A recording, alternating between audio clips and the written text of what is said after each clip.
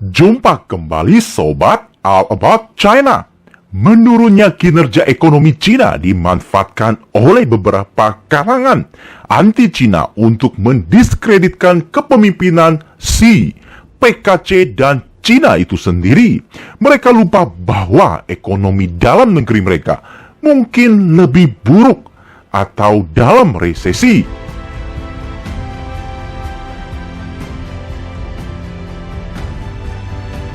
Ekonomi Cina memang tidak seperti biasanya.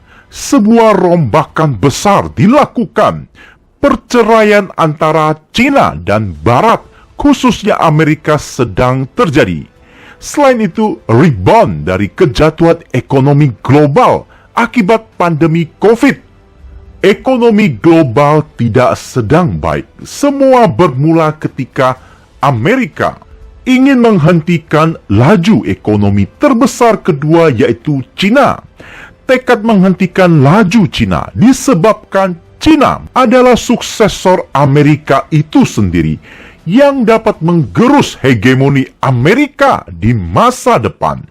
By design, puncak ketika pandemi COVID menimpa dunia disusul oleh perang di Eropa, dan dunia diperparah oleh tren memilah-milah barang dan jasa alias saling sanksi ekonomi. Siapa pelaku utama dari ketiga aksi rentetan tersebut? Hal demikian memperburuk ekonomi global. Supaya menyeret ekonomi Cina dengan cepat, semua bermula dari Cina yang tumbuh dengan cepat.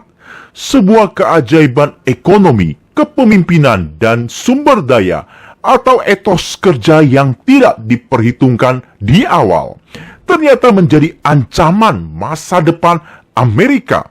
Bahkan ancaman itu lebih besar dari Jerman, Jepang, hingga Uni Soviet. Melihat kinerja pertumbuhan ekonomi Cina di atas 5% setiap tahun, ditambah kapasitas manufaktur, ekspor, bahkan menguasai ekspor high-tech, dana investasi, infrastruktur, inovasi, jumlah intellectual property, dan tren positif lainnya, maka Cina diprediksikan akan menggantikan Amerika dalam waktu dekat. Dari segi ekonomi pun, Cina akan menjadi negara dengan ekonomi terbesar dunia secara GDP nominal, yang notabene beberapa tahun silam GDP purchasing parity Cina sudah melampaui Amerika, dan sebentar lagi disusul oleh GDP nominal yang selalu menjadi acuan kapasitas perekonomian suatu negara. GDP nominal Cina tumbuh pesat disumbang oleh produktivitas dalam negeri dan pengaruh luar negeri yang semakin dominan.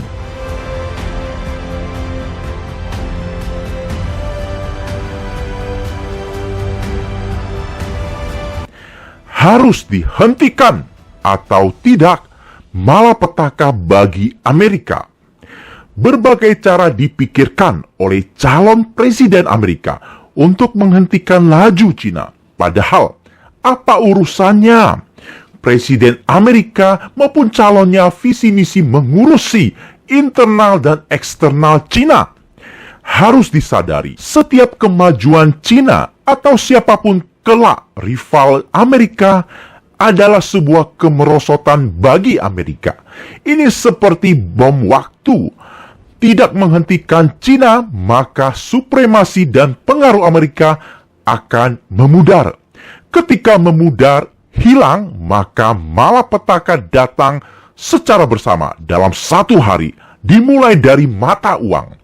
Oleh itu, tidak heran setiap kandidat siapapun calon presiden dan presiden terpilih kelak Amerika, musuhnya adalah Cina. Tidak bisa lagi menjadi teman. Tak ada cara lain selain playbook Amerika harus dipatuhi. Cina harus patuh, harus pangkas jarak dari Amerika, tidak menguasai teknologi tinggi, dan hal-hal fundamental lainnya. Kira-kira negara mana yang mau dikendalikan oleh sebuah negara? Jelas ditolak oleh Cina di bawah kepemimpinan Xi Jinping. Andai India, Indonesia sebesar itu pun playbooknya maka akan menjadi musuh Amerika. Tidak ada cara untuk menghentikan Cina selain investor Amerika tidak berinvestasi di Cina. Penduduk Amerika tidak menggunakan produk-produk Cina. Tidak cukup untuk menghentikan, maka muncullah tindakan untuk mengajak negara-negara sekutu, negara-negara berekonomi maju, bersama-sama untuk melakukan hal serupa. Memberlakukan sanksi teknologi, hal paling tepat adalah membangun sentimen. Bagaimana caranya? Paling mudah adalah merebaknya pandemi COVID. Dan Cina sebagai pihak yang tertuduh sangat dirugikan. Dan dengan seketika sentimen anti-Cina meningkat dengan cepat. Kumulasi-kumulasi tersebutlah berdampak pada laju pertumbuhan Cina hari ini. Saat yang tepat untuk melakukan perubahan. Kepemimpinan Xi melihat bahwa pertumbuhan ekonomi Cina selama ini condong ke arah Western centris. Ketika terjadi pembatasan sepihak pengekangan, maka sadarlah pemimpin dan sebagian penduduk Cina bahwa Amerika Barat bukan kawan abadi, bukan pula penolong yang tulus.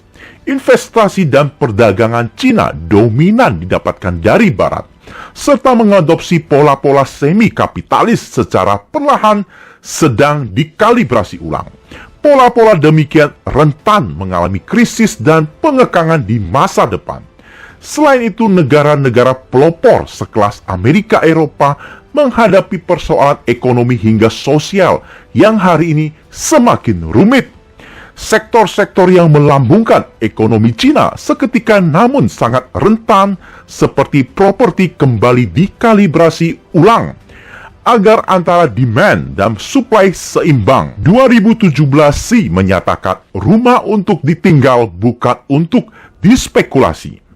Investor atau dana asing yang hanya masuk untuk mencari untung secara pragmatis semata juga ditata kembali. Beberapa dekade terakhir, Cina menjadi tujuan utama investor dan kapitalis untuk mengeruk keuntungan setelah Amerika, sekaligus menjadi motor pertumbuhan ekonomi. Hal tersebut sedang dikalibrasi, tidak akan menutup diri kembali, sebab di era Xi dan janji Xi Jinping sendiri pintu dibuka makin lebar, namun harus ditata kembali. Malapetaka bagi dunia dan Indonesia apabila ekonomi Cina terpuruk, sebab terlalu besar dan selama ini menjadi penopang ekonomi dunia. Dua negara tidak boleh krisis. Mereka adalah Amerika dan Cina, sebab dapat menciptakan efek domino atau sistemik. Bermodal keajaiban industri, sumber daya, infrastruktur, etos kerja, daya beli pangsa pasar terbesar dunia, kekayaan intelektual, raw material, kebijakan yang lebih baik, maka dipastikan kemerosotan Cina tidak akan lama. Sebuah sentimen Cina dibangun Amerika untuk maksud menjatuhkan Cina justru menjadi sebuah evolusi dan batu loncatan di kemudian hari, meninggalkan pola-pola ekonomi Barat, ketergantungan dari Barat, termasuk pangsa pasar Barat. Sejumlah jalan sudah disiapkan, seperti One Belt One Road, BRIC. Cina dan negara-negara sedang menyiapkan jalan baru menuju perekonomian multipolar, tatanan baru menuju persemakmuran bersama, meninggalkan mental perang dingin yang selalu ingin menjadi nomor satu. Akhir kata, perekonomian Cina adalah seperti samudera, bukan genangan atau kolam kecil. Lautan terkadang tenang, terkadang badai. Perubahan cuaca dapat menghapus genangan hingga kolam, namun tidak dengan samudera. Setelah lebih dari 5.000 tahun mengalami kesulitan dan kesulitan, Cina masih ada dan akan tetap ada dan abadi. Pidato Xi Jinping tahun 2018. Terima kasih sobat atas waktunya. Sampai ketemu di topik berikutnya. Salam All About China. 可以掀翻小池塘，但不能掀翻大海。经历了无数次狂风骤雨，大海依旧在那儿。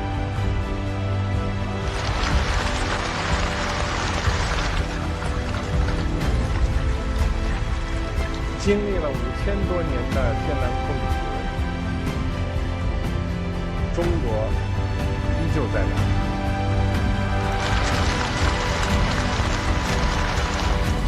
面向未来，中国将永远在这儿。